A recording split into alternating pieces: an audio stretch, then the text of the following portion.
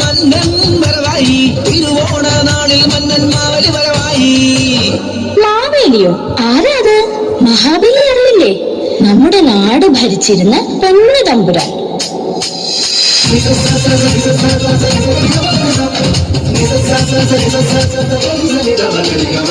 പ്രജാതത്പരധർമ്മിഷ്ട ഗുരുഭക്തദാനശീല സദ്ഗുണ സമ്പന്ന അസുര രാജരാജൻ. ഒരുപാടും നാട്ടിൽ ആദിവ്യാധിയില്ല, കള്ളപ്പറയില്ല, ചെറുനാഴിയില്ല, കള്ളത്തരങ്ങൾ ആപത്തും തെല്ലില്ല.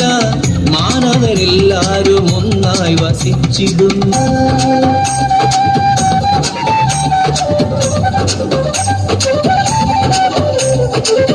കീർത്തി പരന്നിത ലോകമാകെ, ബലിവാഴും നാടിൻ സുവർണകാലം.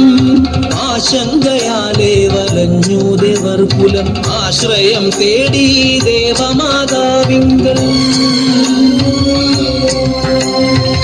കരുണയുണ്ടാകണം ബലി തന്നഹന്ത നീങ്ങാൻ, വൈകുണ്ഠനാഥ തുണയ്ക്കേണം ദേവലോകത്തെ.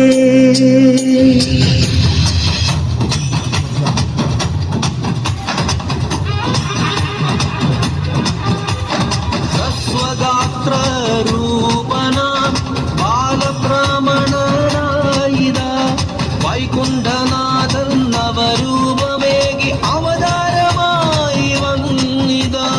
ഉപനയന മന്ത്രമായി ആദിത്യൻ ഗായത്രി ചൊല്ലവേ, ആചാര്യദേവ കശ്യപന്മാർ ഊണൂൽ മേഖല നൽകിന.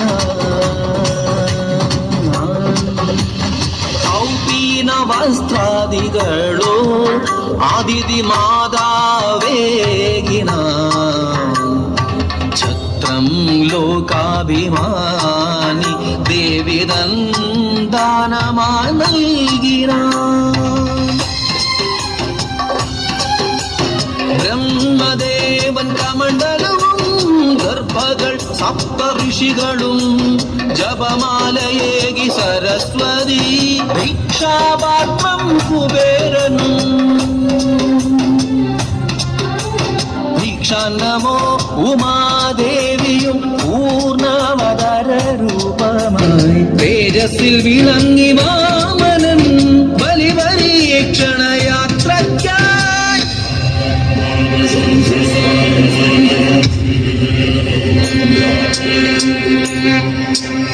വിശ്വജിത് യാഗഭൂവിൽ ആഗതനായൊരു ബാലബ്രാഹ്മണനാകും പവനമൂർത്തി.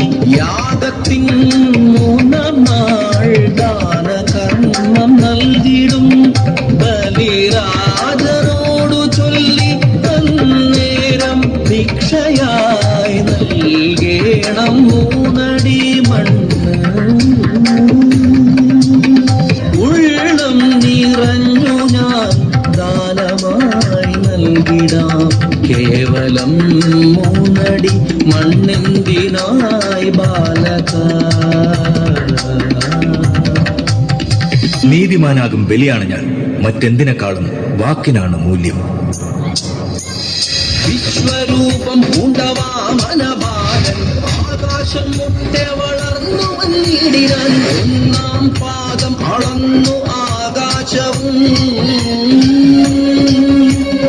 രണ്ടാം പാദം ഭൂലോകം പൂർണ്ണമായി. മൂന്നാം പാദം എവിടെ അളക്കേണം?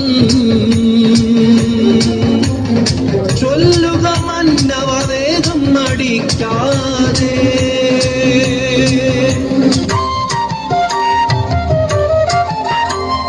ശിരസിൽ തൃപ്പാദം സ്പർശിച്ചു നിൽക്കവേ, ഫലിതൻ കർമ്മബോധം വിഷ്ണു പ്രസാദമായി. അമരത്വമോക്ഷമേകി സുതലലോകത്തിലായി ഹരിതൻ കാവലായി സന്തുഷ്ടപരമേകി.